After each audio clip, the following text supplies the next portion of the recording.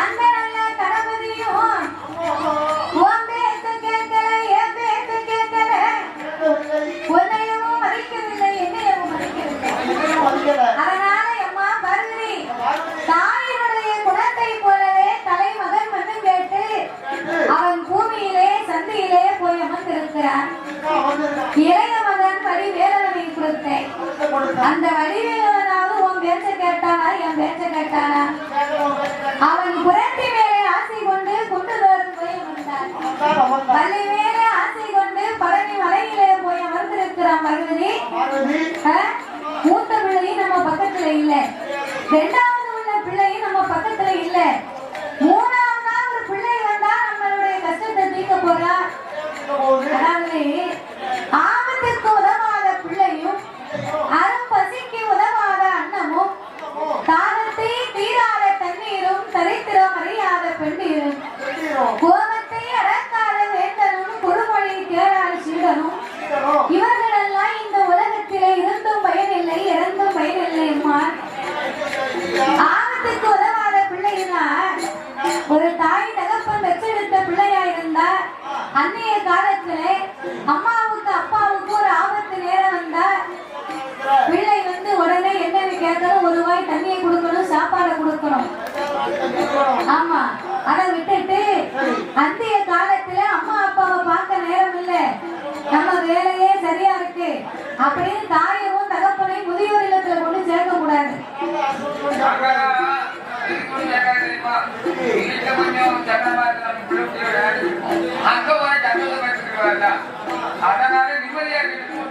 அதாவது அம்மா அப்பா நம்ம பக்கத்துல வச்சு பார்த்தா நல்லா இருக்குமா, இல்ல முதியோர் இல்லத்துல கொண்டு சேர்த்தா நல்லா இருக்குமா?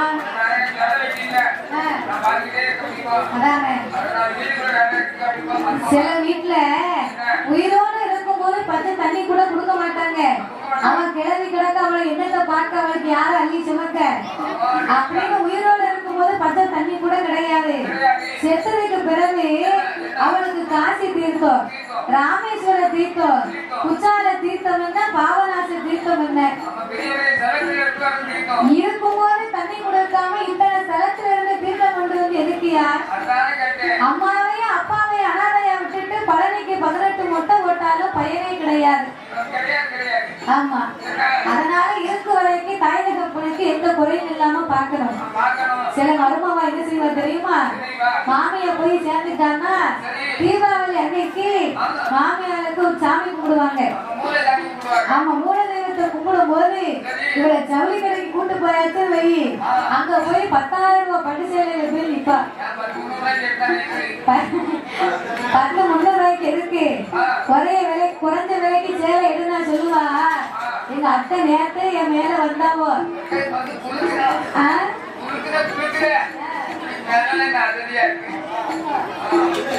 அதனால எங்க அத்தை 10,000 ரூபாய் பட்டு சேலை தான் வேணும்னு இருக்காவோ. என் கணவர் வந்து சொன்னாங்க அப்படின்பா, எதுக்கு நாளைக்கு சாமியை கும்பிட்டு மறுபடியும் அந்த சேலை அவ தானே கெட்ட போறா, அதுக்குதான் அவ்வளவு பிளான் போட்டுட்டு இருக்கான். அப்ப இருக்கு வரைக்கும் செய்யாம இறந்த பின்னாடி செஞ்சு எந்த புண்ணியமும் இல்லை.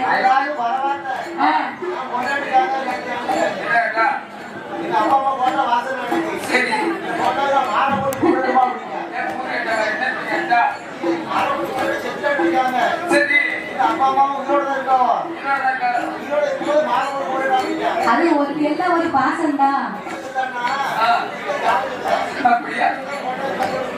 அதானே, அப்போ ஆபத்துக்கு உதவாத பிள்ளையும் அரும் பசிக்கு உதவாத அண்ணன் என்று சொன்னா 1 மணிக்கு சாப்பிட்டா 1 மணிக்குள்ள சாப்பிட்டு கொடுக்கணும், 3 மணிக்கு சாப்பிட்டா 3 மணிக்குள்ள சாப்பாடு கொடுக்கணும், நைட்டு 8 மணிக்கு சாப்பிட்டா 8 மணிக்கு சாப்பாடு கொடுக்கணும்.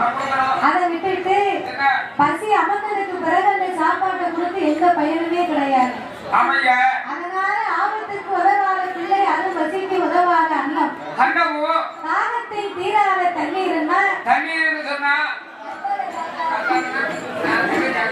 தாகத்தை தீராத தண்ணீரையும் அதை பெண்டிருந்தா வீட்டுக்கார நிலைமை அறிஞ்சு வீட்டுக்காரி நடக்கணும்.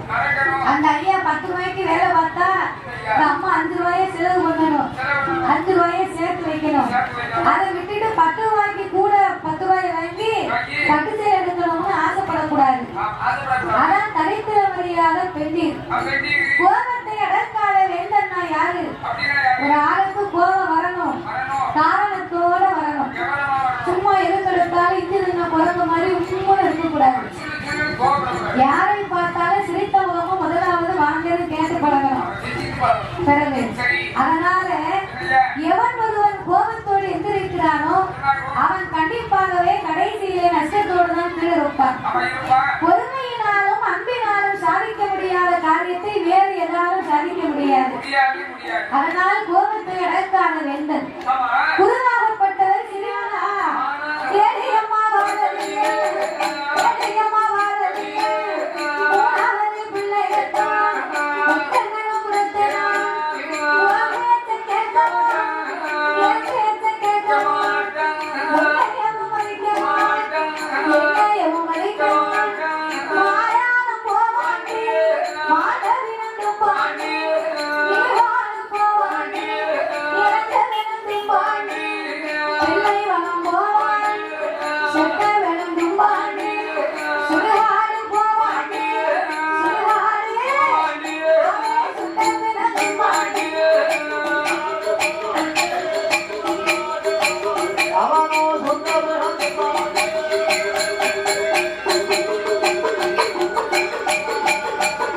எம்மா அதனால பார்வதி, அதனால பார்வதி, எந்த வரம் கேட்டாலும் ஏது பிள்ளை கேளாதா, ஓடி வரம் கேட்டாலும் ஓடி வரம் கேளாதா. அடி பார்வதி, மூணாவது பிள்ளையும் உன் கண்ணை உனக்கு நான் உடுத்தேனையானா, அவன் உன் பேச்சு கேட்க மாட்டான், என் பேச்சு கேட்க மாட்டான், உன்னையவும் மதிக்க மாட்டான், என்னையவும் மதிக்க மாட்டான். அம்மா அவன் மாயானம் போவான், மாண்டு விளங்குப்பான், சுடுகாடு போவான், சுட்ட பிணங்களை தும்பான் பார்வதி. அதனால பிள்ளை வர மட்டும் என்கிட்ட கேளாத. தாயே கட்டு கட்டாரங்கம்மா, கையில இருக்கம்மா, பிள்ளையாக பிறக்கம்மா, பிள்ளையாக அவன் கைகளுக்கு ராஜாடி.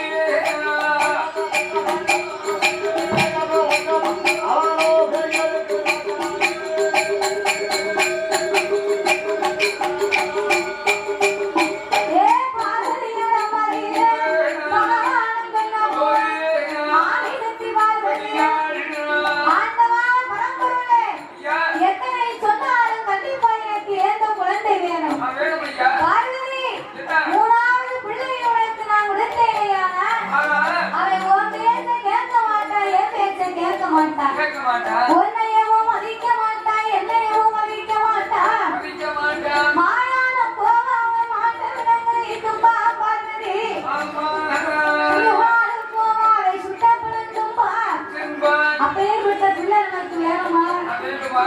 பார்வதி பிள்ளை வரம் எனக்கு வேணும்ங்கிறார். ஆண்டவன் பிள்ளை வரமே இல்லைங்கிறார். அந்த வேலையிலே கைலாசத்திற்கு யார் வருகிறார்? இதோ நாமரை எல்லாம் சுமந்து கொண்டிருக்கிறாரே, பொறுமையிலே சிறந்தவள் அம்மா பூமாதேவி கைலாசத்திற்கு வந்தார். அவள் கைலாசம் வந்து ஆண்டவனை அடிபணிந்து வணங்கி, ஆண்டவா பரம்பொருளே, உலகம் என்று சொன்னா எப்படி இருக்க வேண்டும்? உலகம் என்று சொன்னா வாழ்வும் இருக்கும், தாழ்வும் இருக்கும், இன்பமும் இருக்கும், துன்பமும் இருக்கும், லாபமும் இருக்கும், நஷ்டமும் இருக்கும். அப்படி இருக்கும் போது ஒரு மனிதனுடைய வாழ்க்கையிலே பிறப்புன்னு ஒண்ணு இருந்தா இறப்புன்னு ஒண்ணு இருக்க வேண்டும். அப்படி இல்லாத போது இந்த உலகத்து மக்களுக்கெல்லாம் அந்த ஆண்டவன் படைத்த உலகத்திலே மனிதர்களுக்கெல்லாம் இறப்புனா என்னன்னே தெரியாதா? பிறப்பை தவிர இறப்பு இல்லை. சாவுனா என்னன்னே தெரியாது. ஏன் அப்படி வந்தாங்கன்னா 300 வருடம், 400 வருடம், 200 வருடம், 100 வருடம் ஆண்ட அனுபவித்து ஆவி அடங்கி ஒடுங்கி மாடாக்குழி போட்டு கட்டுவாங்களாம். ஆமா, பழைய வீட்டுல மாடாக்குழி இருந்துச்சு, இப்ப எந்த வீட்டுல இருக்கு? ஆமா, இப்ப பூரா டைல்ஸ் கான்கிரீட் தான். அப்போ வந்து மண் வீடு பத்தியா மாடாக்குழி போட்டு கட்டுவாங்க. அப்போ அந்த காலத்துல சாவே இல்லாம வந்ததுனால என்னால உயிர் சுமைகளை தாங்க முடியவில்லை. ஆண்டவா, எனக்கு நீங்க பூமி பாரத்தை குறைக்க வேண்டும்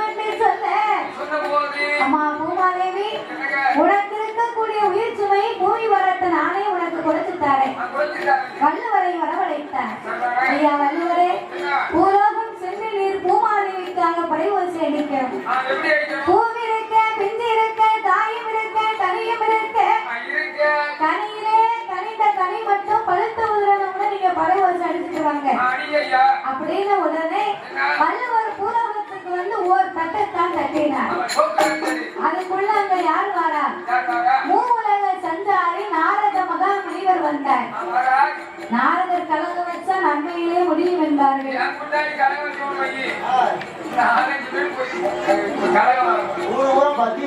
நீ எத்தனை ஒலை இறக்கிருக்கிற தாத்தா? அதப்ப இந்த வள்ளுவர் பூலகத்தை வந்து ஒரு தட்டைத்தான் தட்டினார். நாரதர் இவருக்கு கோபம் வந்தாத்தான் பறை ஓசையை நல்லா ஓங்கி அடிப்பாரு அப்படின்னு இந்த வள்ளுவருக்கு கோபம் வரணும்னு சொல்லி நான் உட்கார்ந்துட்டேன் பாரு டவுசர் போட்ட தம்பி அவ எனக்கு என்னடான்னு பொட்டுக்கடலை சாப்பிட்டு இருக்கா. நீ கடலையை சாப்பிடு. அவங்க மாதிரி டவுசர் போட்ட தம்பி சின்ன சின்ன பாலர்களை கூப்பிட்டு அப்பா பிள்ளைங்களா அண்ணா வெள்ளை யானை மேல ஒரு தாத்தா உட்கார்ந்து இருக்காரு பாரு. அவர் ஒரு திருக்கை, அவர் ஒரு மெண்டலு, அவர் ஒரு லூசு, அவர் ஒரு பைத்தியம். பூலகத்தை விட்டு அடிச்சு விரட்டுங்க. என்ன சின்ன பிள்ளைகளை தான் சொன்னா போதுமே. நல்ல கட்டியமா எடுத்து எரிய ஆரம்பித்தார்கள். வல்லவருக்கும் அடித்த அடிகளை தாங்க முடியாமல் நாவு தடுமாறி பறை ஓசையை மாற்றி அடித்தார். ஆண்டவன் எப்படி அடிக்க சொன்னார்? பூவி இருக்க, பிஞ்சு இருக்க, காய் இருக்க, கனி இருக்க. கனியிலே கனிந்த கனி மட்டும் பழுத்து விடணும்னு பறை ஓசை அடிக்க சொன்னார். ஆனால் இந்த வள்ளுவரோ நாவு தடுமாறி அவர் எப்படி அடித்தார் தெரியுமா?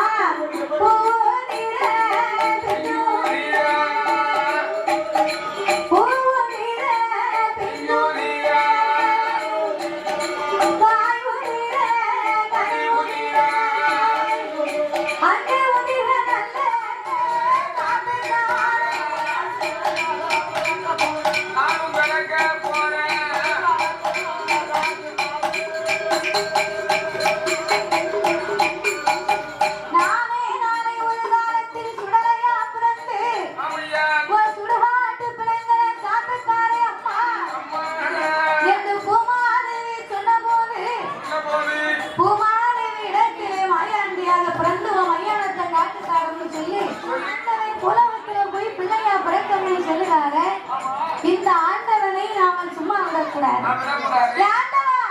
உமக்கு செய்த பாவத்தை தீர்க்க எனக்கு ஒரு பிள்ளை கேட்டேன். நீங்க இல்லைன்னு சொல்லிட்டீங்க. பூமாதேவிக்காக உலகத்துல போய் பிள்ளையா பிறக்கணும்னு சொல்லுவீங்களே, உண்மை நான் சும்மா விட மாட்டேன்.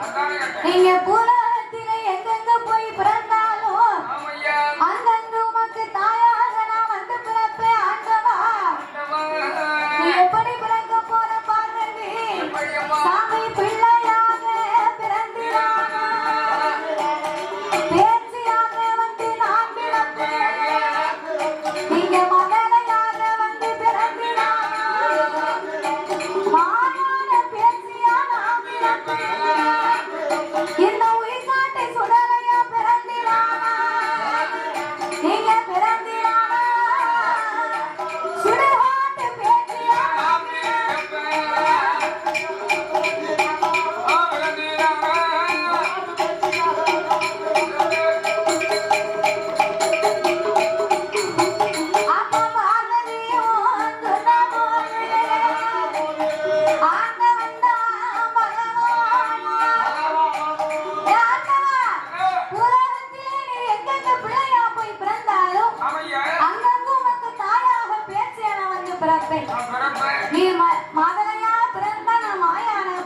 பிறப்பேன்.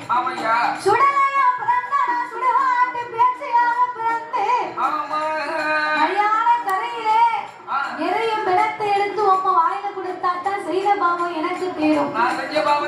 ரெண்டு பகவானுக்கு பார்வதி வாக்கு கொடுக்க அப்பந்தான் சிவன் யோசித்து பார்த்தார். இந்த பார்வதி கேட்டதுல எந்த தப்பும் இல்லை. நமக்கு செய்த பாவத்தை தீர்க்கத்தானே இவ இப்படி ஒரு பிள்ளையை கேட்டா.